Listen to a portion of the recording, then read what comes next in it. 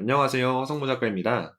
오늘은 흑백, 면과 명암의 풍부한 표현법에 대해서 알아보는 시간을 가져보도록 하겠습니다.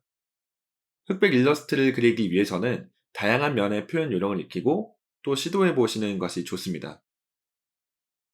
컬러가 들어간 그림에서는 색상, 그리고 채도, 명도의 세 가지 요소와 붓의 터치를 활용해서 면을 표현합니다. 하지만 컬러가 없는 선화 혹은 흑백의 그림에서는 색상과 채도를 제외하고 이 명도와 터치만으로 면을 표현하기 때문에 선택의 폭이 적기 때문에 조금 더 수월하다 이렇게 볼 수 있는데요. 하지만 그만큼 매력적으로 면을 표현하기 위해서는 다양한 요령을 더해서 그림의 어떤 스타일을 만들어 줄 필요가 있습니다. 우선은 그림자 면의 표현입니다. 흑백 일러스트에서는 그림자에서 다양하게 톤을 넣기가 조금 더 어렵습니다.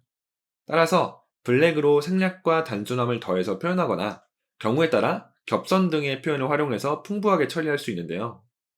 밝게 표현하고 싶다면 명암을 최소화하거나 간략화하고 묵직하게 표현하려고 한다면 그림자를 넓게 넣어줄 수 있습니다. 이때 너무 과도하게 그림자 영역의 표현이 생략되거나 블랙이 너무 넓어지게 되면 일러스트의 가독성이 떨어지기 때문에 반사광과 중간면 이러한 표현들을 활용해서 가독성을 높여줄 수 있어야 합니다. 면의 표현을 알아보기 전에 기본적으로 개체가 빛에 의해 양감을 가지기 위해 필요한 명암의 3톤에 대해서 알아보도록 하겠습니다. 명암의 3톤이란 빛을 받아 밝아지는 면, 그리고 빛을 못 받는 어두운 면, 그리고 비스듬히 빛을 받아 중간 정도로 어두워지는 면을 말합니다. 이렇게 3톤이 갖추어지면 입체감이 생기게 되는데 이를 어떻게 표현하느냐 이것에 따라 흑백 일러스트의 느낌이 달라지게 됩니다. 첫 번째 상자처럼 빗금 처리를 해줘서 명암의 정도를 다르게 해줄 수 있습니다. 다른 방향으로 이렇게 조금씩 겹쳐주면서 어두운 부분을 만들어주는 것이죠. 보통은 소묘나 연필화에서 많이 활용되는 방식이지만 일부 디지털로 구현할 수 있습니다. 두 번째 상자는 중간면의 느낌만 선의 느낌을 살려주고 어두운 면은 검정색으로 누른 것입니다. 이렇게 되면 전체적인 그림에서 어둠의 영역이 넓어지게 되겠죠. 세 번째 상자는 중간면을 선이 아닌 무른 연필이나 콩테 이런 느낌의 텍스처 브러쉬를 활용해서 처리한 것입니다. 조금 더 단순하고 쉽게 처리할 수가 있는 장점이 있습니다. 또 이 밖에도 다양하게 3톤을 어떻게 그려낼 것이냐 이런 것들을 활용해서 흑백 일러스트의 그림자를 표현할 수 있는데요. 3톤의 명도 차이 이외에도 반사광이나 혹은 질감에 따른 하이라이트 같은 것들을 활용해서 다양한 방법으로 지루하지 않게 흑백 일러스트를 표현할 수 있습니다. 다만 여기서 생각해 보아야 할 것은 검정색의 분포도나 흰색의 분포도에 따라서 일러스트의 분위기가 달라진다는 점입니다. 중간면을 일일이 표현해주면 다른 요소들이 이 덩어리에 가려져서 흥미가 떨어질 수 있고요. 그리고 어둠을 그렇다고 너무 많이 잡게 되면 전체적인 분위기가 무거워지거나 다른 요소들이 묻어질 수가 있겠죠. 또 어둠이 너무 적게 표현되더라도 미완성의 느낌이 날 수 있기 때문에 상황과 분위기, 또 일러스트 구성 요소들과 함께 어울리도록 톤을 조절해 줄 필요가 있겠습니다. 이렇게 3톤을 각각 다른 방식으로 만들어 본 얼굴의 분위기도 차이가 많이 발생을 합니다. 적은 영역의 그림자만 넣어주며 약한 대비를 준 그림은 그림이 밝아 보이는 대신에 언뜻 미완성의 느낌이 날 수 있죠. 물론 선의 두께나 다른 요소들과 어우러져서 이러한 표현도 완성감을 줄 수 있습니다.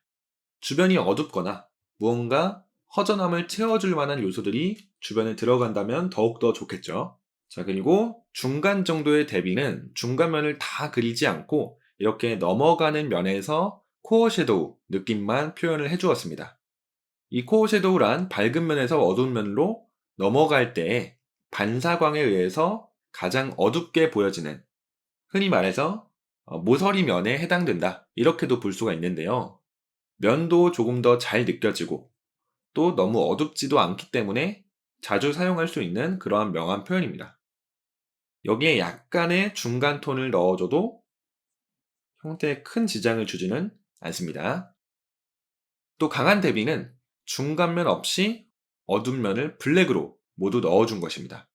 강한 대비가 시선을 끌고 극적인 느낌이 나지만 다른 부분에서도 똑같이 이렇게 대비가 너무 강하면 약간 피로한 느낌이 들 수가 있습니다.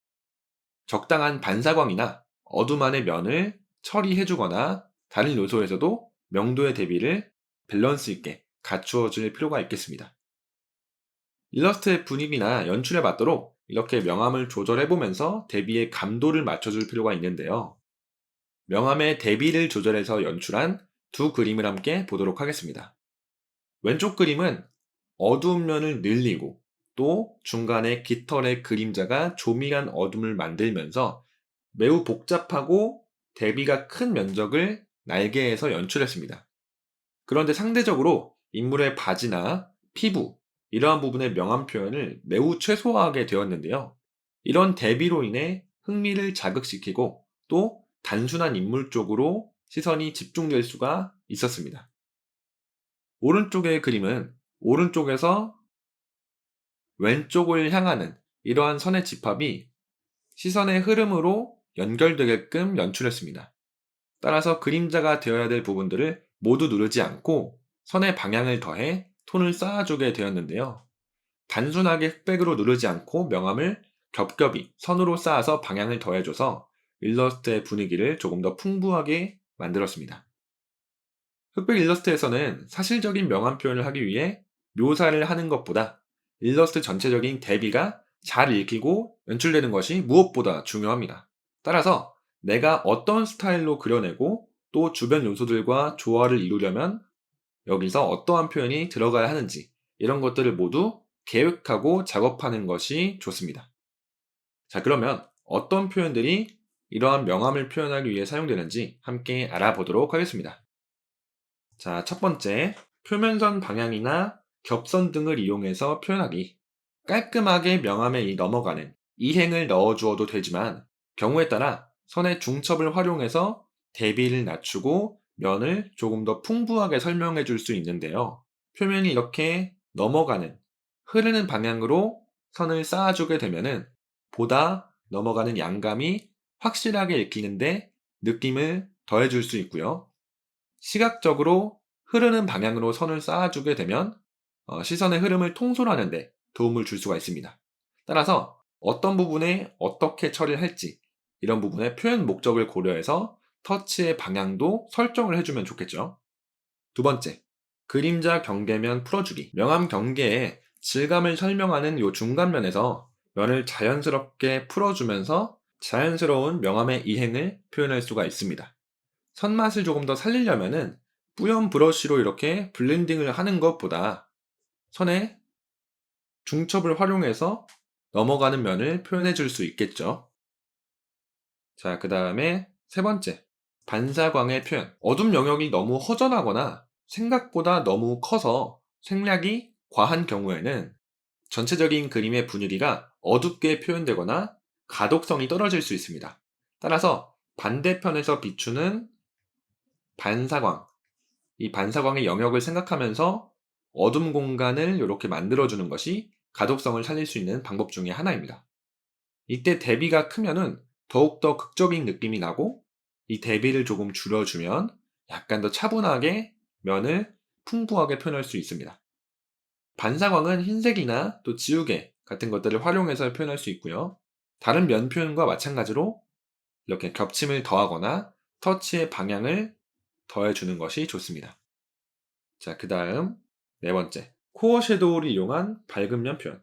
이렇게 코어 섀도우를 잡아줌으로써 면을 약간 암시하고 또 가벼운 느낌으로 명암을 올릴 수가 있습니다. 코어 섀도우는 이렇게 면이 넘어가는 가장 어두운 영역으로서 강한 반사광의 느낌을 전달할 수도 있는데요. 조명에 의한 덩어리를 표현하면서도 또 이미지를 밝게 연출할 수 있기 때문에 대비가 적은 일러스트를 그리고자 할 때, 혹은 대비가 적어야 되는 요소를 그려야 할 때 사용하는 것이 좋습니다. 다만 이를 정확하게 그려내기 위해서는 빛의 방향을 어느 정도 통일감 있게 미리 설정하고 그려주는 것이 필요하겠습니다.